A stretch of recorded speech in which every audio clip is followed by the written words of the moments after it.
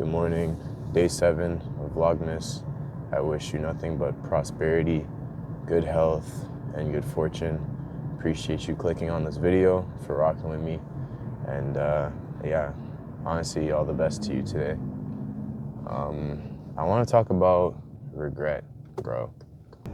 Pain is temporary. Regret is forever. Sometimes you'll go through something in life that feels really trash, and you understand that at least over time it will go away.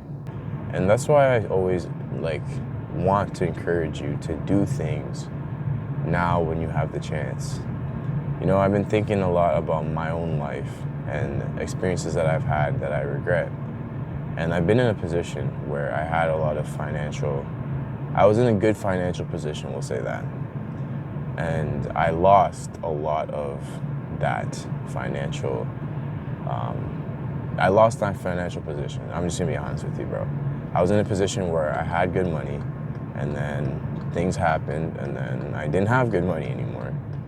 And as I build it back up, I think about all the moments and all the opportunities that I missed out on now because of my mistakes of the past. And it does genuinely, it stings. The sting of regret is very strong. And if there's anything in your life that you've wanted to do, any goals that you've wanted to pursue, any opportunities that you've missed out on, it's easy to brush it off and say like, oh, it wasn't the right time, or I am too busy, or whatever. But the reality is this: you have one life. You have one life, and you have one opportunity to live that life.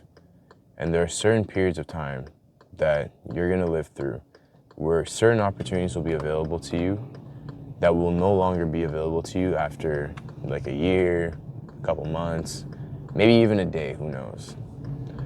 But the actions you take now are gonna just dictate your narrative for later on. They're gonna decide how you perceive the world and how you perceive yourself. So if you have opportunities that you're able to take, or risks that you can confidently say are worth taking, you should take them. Because eventually there's gonna be a point where you're gonna look back on your life and you're gonna ask yourself, why didn't you take them? Why didn't you step out of your comfort zone? Why didn't you just take action? You know what I mean? And I'll probably continue this a little bit later, but we have, what do we have today? We have strength and conditioning, we got Muay Thai, we have boxing, and then we have light sparring later on. All right, so we're done training. We did conditioning, some Muay Thai, and I actually did some jiu-jitsu because the class for boxing, I don't know if it got canceled, but I just did jiu-jitsu. And I had a interesting conversation with one of the guys. Nice guy, but he goes up to me. He's like, because I leave when I have to go to the next class or if I just have something going on. And he goes, hey bro, if you want to get better, you got to keep rolling. And I'm like, yeah, I understand that. And then he goes, because yesterday you ran, and then today you're running away. And then in my head, I'm like, bro, I thought it was funny how the perception of others is skewed based on what you see, right? So he doesn't know that I went to 3 classes prior to this, right? He just sees me going to 1 class, and then he assumes that I'm being lazy. But I mean, I'm not here to prove myself to anybody, but I do think that was pretty funny. But I'm gonna talk about how you can balance multiple sessions, all right, with strength training. Building muscle helps you to be more resilient in martial arts or combat sports. So on Friday, I'll train for 4 hours because I'll do Muay Thai, I'll work on my backflips, I'll do jiu-jitsu, and I'll do boxing. On Saturday, which is today, I'll do strength and conditioning, Muay Thai, and then either boxing or jiu-jitsu. So that's 3 hours of training. And then I do sparring in the evening. So I'll train 3 to 4 hours twice a week. And then throughout the week, I'll train 1 hour. And I'll do like, my split right now is a push, pull, legs. I'm thinking of changing it to an upper lower split just to make it easier to balance the other 5 days. You gotta separate your strength training days and your martial arts days. And the reason I say that is mainly because when you train martial arts, for the most part, most of them are like cardio, like especially striking. Striking is a really big cardio thing. So you gotta think of it as like a run or race, more so than like strength training. So have a set schedule where the days that you're gonna go lift weights, you're not doing martial arts.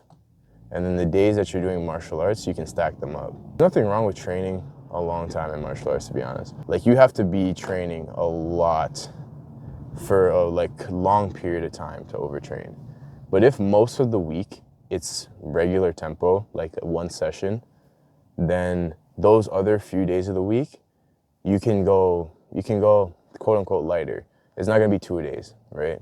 Doing 2 days every day is gonna be too much. You'll be good as long as you're relatively healthy and you know how to recover properly.